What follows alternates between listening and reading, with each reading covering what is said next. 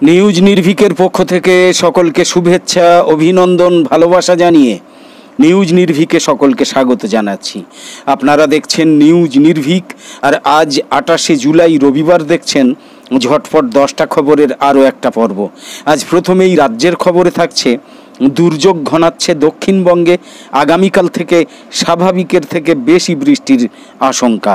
News নির্ভীকের ঝটপট 10টা খবরের প্রথম এই খবর ছাড়াও প্রথমে আঞ্চলিক খবর, তারপর জাতীয় খবর এবং সবশেষে আন্তর্জাতিক খবর মিলিয়ে আরও গুরুত্বপূর্ণ যে খবরগুলো থাকছে সেগুলো হলো: ভারী বৃষ্টিতে জলমগ্ন কোচিং সেন্টারের বেসমেন্ট, দিল্লিতে ডুবে মৃত্যু 3 জন IAS পড়ুয়ার। টোকিওয় বিদায়ের কান্না থেকে প্যারিসে ব্রোঞ্চের হাসি, 3 বছরে জীবনটাই বদলে গিয়েছে শুটার মনু ভাকেরের। বাংলাদেশের দ্বিতীয় দফায় 5 দিনের রিমান্ডে রিজভী, নুরুল, গোলাম পরোয়ার। কম বেশি 10 দিন বন্ধ থাকার পর আবারও সারা বাংলাদেশে মোবাইল ফোনে ইন্টারনেট সেবা চালু হয়েছে। বাংলাদেশে সহিংসতার স্থায়ী সমাধান চেয়ে যৌথভাবে পররাষ্ট্রমন্ত্রী হাসান মাহমুদের কাছে চিঠি দিয়েছে ঢাকার 14টা বিদেশি মিশন। ইসরায়েলের সঙ্গে উত্তেজনা চলার মধ্যে লেবানন থেকে হামলার পর হিজবুল্লাহর বিভিন্ন স্থাপনা লক্ষ্য করে ইসরায়েলের বিমান হামলা। গোলান মালভূমিতে হামলার পর ইসরায়েলের হামলা, লেবাননে যে কোনো হঠকারিতার বিরুদ্ধে ইসরায়েলকে কঠোরভাবে সতর্ক করেছে ইরান। সিরিয়ায় আবার মার্কিন সামরিক ঘাঁটিতে ক্ষেপণাস্ত্র হামলা, 24 ঘন্টার মধ্যে এটা 3য় দফা হামলা। তুরস্কের প্রেসিডেন্ট রজব তাইয়েব এরদোগান বলেছেন, গাজার পর তুরস্কের ভবিষ্যৎ নিয়ে আমি চিন্তিত। সব মিলিয়ে নিউজ নির্ভীকের ঝটপট 10টা খবরের আজকের পর্বে দেখে নিন এমনই সব গুরুত্বপূর্ণ কম বেশি 10টা খবর।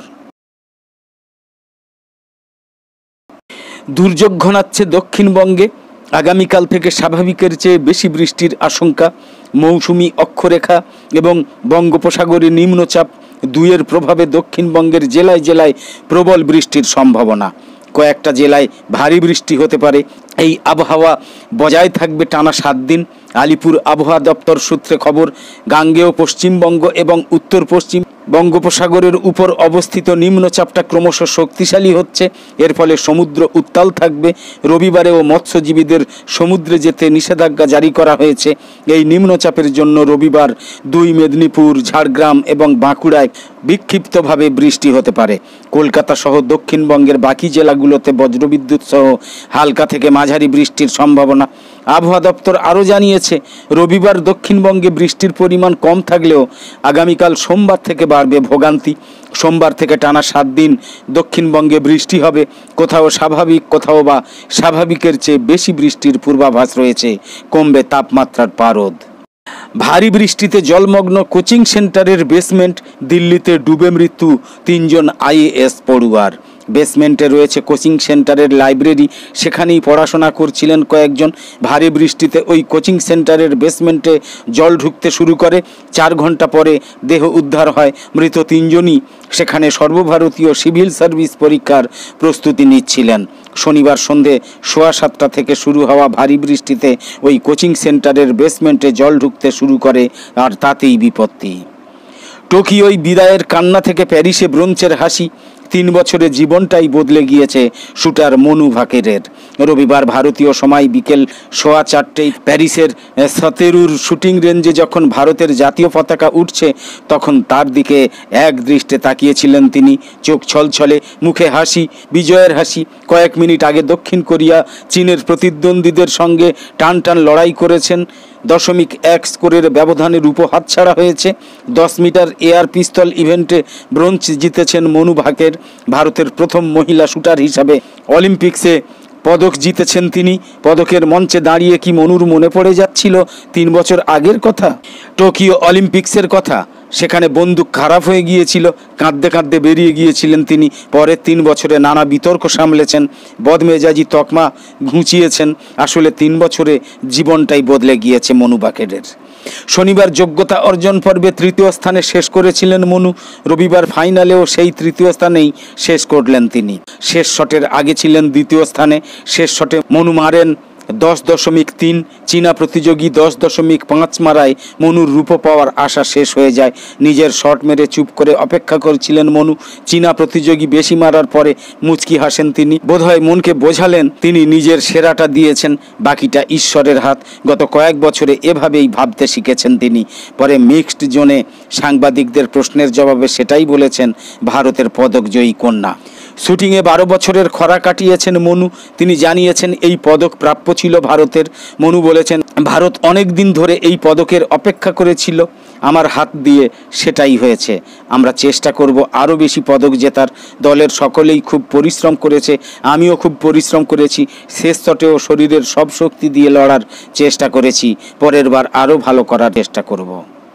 কোটা সংস্কার আন্দোলন ঘিরে সংঘর্ষের মধ্যে গ্রেপ্তার বিএনপির জ্যেষ্ঠ যুগ্ম মহাসচিব রুহুল কবির রিজভী, জামায়াতে ইসলামীর সেক্রেটারি জেনারেল মিয়া গোলাম পরোয়ার এবং গণ অধিকার পরিষদের সভাপতি নুরুল হককে দ্বিতীয় দফায় 5 দিনের রিমান্ডে নিয়েছে বাংলাদেশের পুলিশ। ঢাকার চিফ মেট্রোপলিটন ম্যাজিস্ট্রেট আদালত আজ রবিবার কাফরুল থানার এক মামলায় এই 3 নেতাসহ 8 জনের 5 দিনের রিমান্ড মঞ্জুর করেছেন। কম বেশি 10 দিন বন্ধ থাকার পর আবারও সারা বাংলাদেশে মোবাইল ফোনে ইন্টারনেট সেবা চালু হয়েছে। রবিবার 28 জুলাই স্থানীয় সময় বিকেল 3টের দিকে সব অপারেটরের গ্রাহকেরা ইন্টারনেট সেবা পেতে শুরু করে। এর আগে এদিন সকালবেলা রাজধানীর বিটিআরসি ভবনে বিভিন্ন mobile operator association of mobile telephone operator Bangladesh এবং মোবাইল ফিনান্সিয়াল সার্ভিসের সাথে বৈঠক করেন ডাক, টেলিযোগাযোগ এবং তথ্য প্রযুক্তি প্রতিমন্ত্রী জুনাইদ আহমেদ পলক। বৈঠক শেষে তিনি বলেন, আজকের বৈঠকে আমরা সিদ্ধান্ত নিয়েছি যে আজ বিকেল 3টের পর থেকে মোবাইল ইন্টারনেট কানেক্টিভিটি পুনঃস্থাপন করতে পারবো। বিকেল 3টের পর থেকে সারা দেশে মোবাইল নেটওয়ার্ক চালু করা হবে। তার জন্য প্রযুক্তিগত যত সহায়তা দরকার তা আমরা সব সময় দেব। মোবাইল অপারেটর কোম্পানিগুলো যত দ্রুত সম্ভব প্রস্তুত নেবে। বাংলাদেশে সহিংসতার স্থায়ী সমাধান চেয়ে যৌথভাবে পররাষ্ট্রমন্ত্রী হাসান মাহমুদের কাছে চিঠি দিয়েছে ঢাকার 14টা বিদেশি মিশন। বাংলাদেশের বন্ধু রাষ্ট্র হিসাবে পররাষ্ট্রমন্ত্রীর কাছে এমন চিঠি পাঠানোর বিষয়টা নিশ্চিত করেছেন এক কূটনীতিক। তবে চিঠির বিষয়বস্তু সম্পর্কে কিছু জানাননি তিনি। ইউরোপীয় ইউনিয়ন, ইইউ, আমেরিকা যুক্তরাষ্ট্র, Britain, France, Germany, Italy, Spain, Netherland, Canada, Switzerland, Sweden, Denmark, Norway এবং অস্ট্রেলিয়ার মিশন থেকে পররাষ্ট্রমন্ত্রীর কাছে এই চিঠি পাঠানো হয়েছে। চিঠিতে প্রাণহানি, সম্পত্তি ধ্বংস, মানবাধিকার সুরক্ষা এবং যথাযথ আইনি প্রক্রিয়া অনুসরণের গুরুত্বের মতো বিষয়গুলো তুলে ধরা হয়েছে বলে একটা কূটনৈতিক সূত্র জানিয়েছে। ইসরায়েলের সঙ্গে উত্তেজনা চলার মধ্যে লেবানন থেকে হামলার পর হিজবুল্লাহর বিভিন্ন স্থাপনা লক্ষ্য করে ইসরায়েলের বিমান হামলা। ইসরায়েলের দখলকৃত গোলান মালভূমি এলাকায় রকেট হামলার পর গতকাল শনিবার রাতে লেবাননের হিজবুল্লাহ গোষ্ঠীর অবস্থান লক্ষ্য করে বিমান হামলা চালানোর কথা জানিয়েছে ইসরায়েলি বাহিনী। গোলান মালভূমির একটা ফুটবল মাঠে ওই রকেট হামলায় 12 জন নিহত হন। ইসরায়েলি সেনাবাহিনী আজ রবিবার বলেছে, রাতে আইএএফ লেবাননের একেবারে ভেতরে দক্ষিণ লেবাননে হিজবুল্লাহ সন্ত্রাসীদের বিভিন্ন অবস্থান লক্ষ্য করে ধারাবাহিক হামলা চালিয়েছে।